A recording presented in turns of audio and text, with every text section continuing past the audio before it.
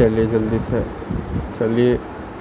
जल्दी से oil coolers भी ख़त्म करते हैं। ऑयल कूलर्स होता क्या है, बात करते हैं। दो प्रकार के कूलर होते हैं।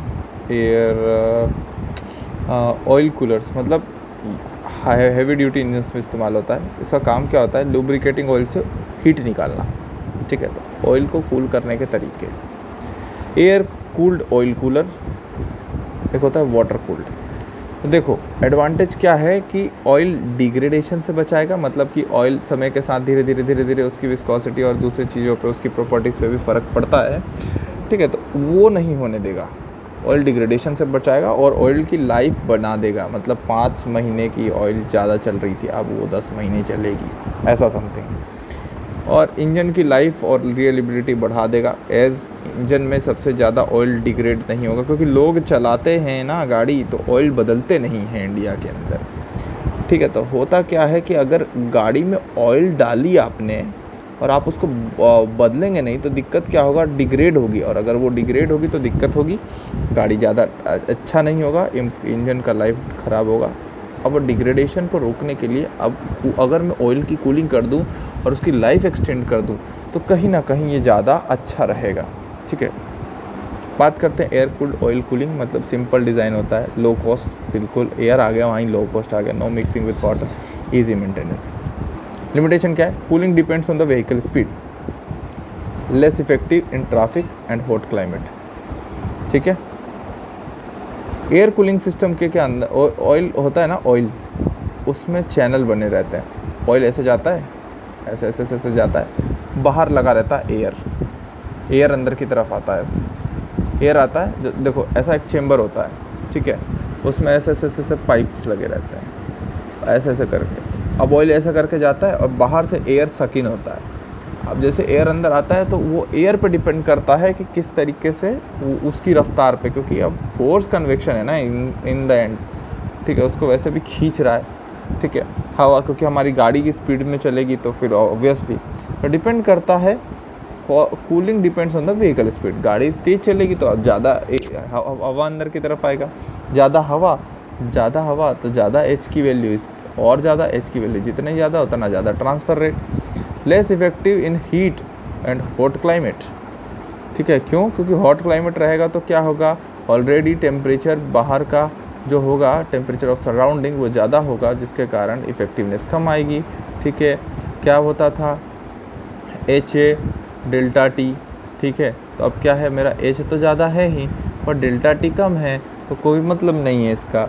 एच अगर ज़्यादा है और डेल्टा टी जो है वो ज़्यादा हो गया तो मज़ा आ जाएगा, एकदम बवाल मच जाएगा। ठीक है, तब फ़ायदा है इसका। और वो हायर स्पीड पे हमको डिपेंड करता है। ठीक है, और लेस इफेक्टिव होता है क्लाइमेट के अंदर। एप्लीकेशन मोटरसाइकिल में इस्तेमाल करते हैं और एयर कूल्ड इंजन्स में, स्मॉल डीजल इंजन्स में, मोटरसाइकिल वो भी महंगे उसमें इस्तेमाल होता है। Water cooled oil cooling system क्या होता है, देखो यहाँ पर क्या होता है, आपका ऐसे ऑयल आता है, ऐसे करके ऑयल आता है, नीचे से आपका आता है पानी, ठंडा पानी। वो क्या करता है, चैनल में जितने भी गर्मी रहती है ऑयल में, उसको क्या करता है, एक्सट्रैक्ट करके बाहर निकल जाता है। ठीक है, देखो ये एयरवेज है, ये ऑयलवेज है, ये एयर वाला है। ठीक है, कैसे कूल करता है, ये डक्ट बना हुआ है। ठीक है, फिन्स टाइप, छोटे सरफेस एरिया बढ़ा के रखने के लिए।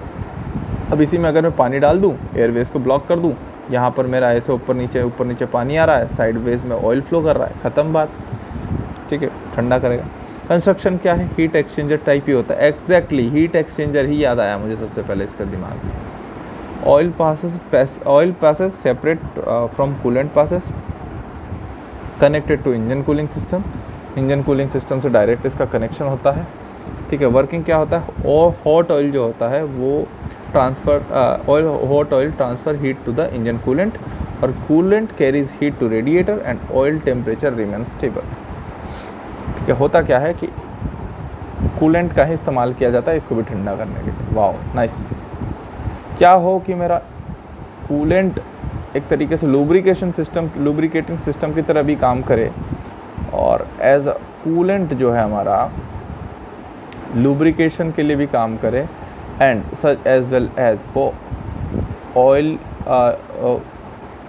और कूलेंट की तरह भी काम करे और लुब्रिकेशन सिस्टम की तरह भी काम करे तो कितना अच्छा होता है। इतना सारा करने की कोई ज़रूरत नहीं है। अच्छा होता क्या नहीं, ऐसे ही होता ही है।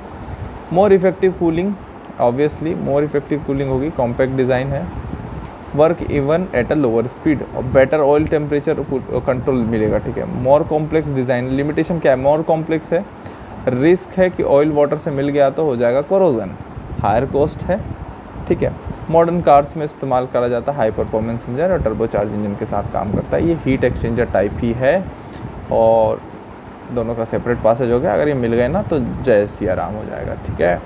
क्या मतलब, अगर ये ऑयल और वाटर मिल गए ना तो फिर होगा तबाही इंजन के अंदर, क्यों, कोरोजन हो जाएगा, ठीक है।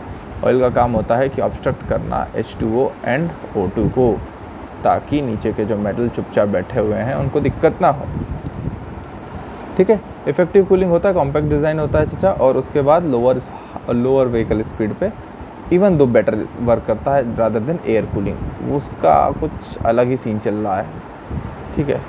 हाई व्हीकल स्पीड उसको ज़्यादा चाहिए, एग्जैक्टली उसको चाहिए।